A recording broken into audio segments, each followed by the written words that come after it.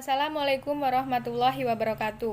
Saya Desi Puspitasari dengan NPM 2011060193. Di sini saya akan menjelaskan materi tentang memahami pertumbuhan dan perkembangan manusia secara psikologi pendidikan.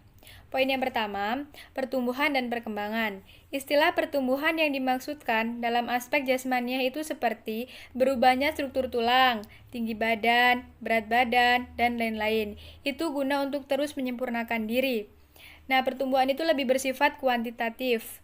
Perkembangan itu adalah suatu proses perubahan yang dialami manusia yang lebih mengacu kepada psikis, yakni perubahan aspek mental.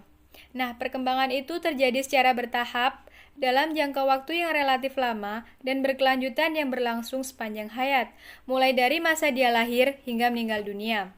Nah, di mana pertumbuhan dan perkembangan itu adalah kesatuan yang ada dalam diri manusia. Untuk poin yang kedua, fase perubahan psikologi saat remaja berubah jadi dewasa. Remaja itu adalah generasi masa depan.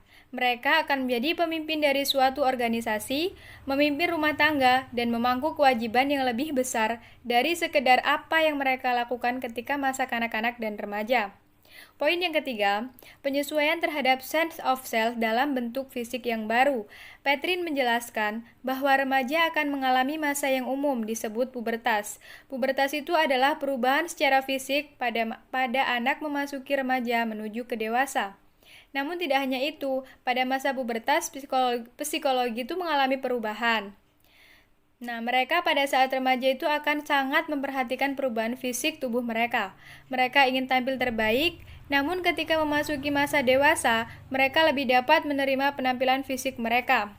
Pada masa remaja itu, kebanyakan dari mereka akan beradaptasi terhadap seksualitas.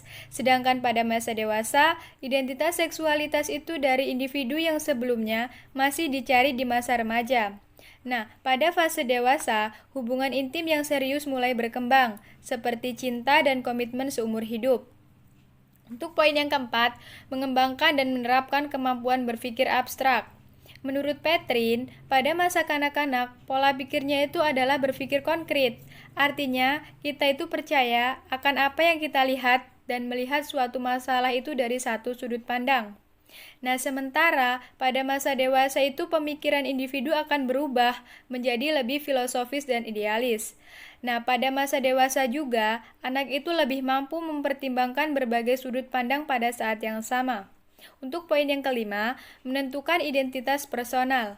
Pada masa remaja, manusia itu mengenal diri mereka sebagai perpanjangan dari orang tua. Kemudian, seiring dengan berjalannya waktu, individu itu akan menyadari bahwa mereka tidaklah sama dengan orang tua mereka. Nah, dari sinilah remaja itu akan mencari jati diri mereka yang sesungguhnya. Poin yang keenam, negosiasi kembali hubungan dengan orang tua. Pada masa remaja, ada jarak antara orang tua dan anak.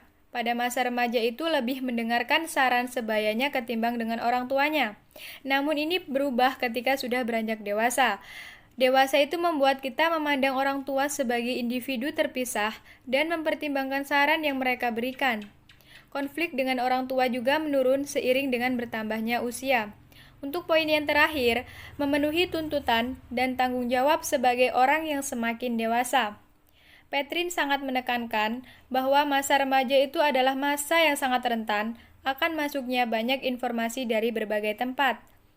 Oleh karena itu, orang tua tidak boleh serta-merta menolak perubahan yang terjadi pada anak remajanya.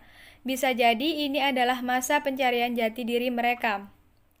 Itulah penjelasan dari saya. Saya akhiri. Wassalamualaikum warahmatullahi wabarakatuh.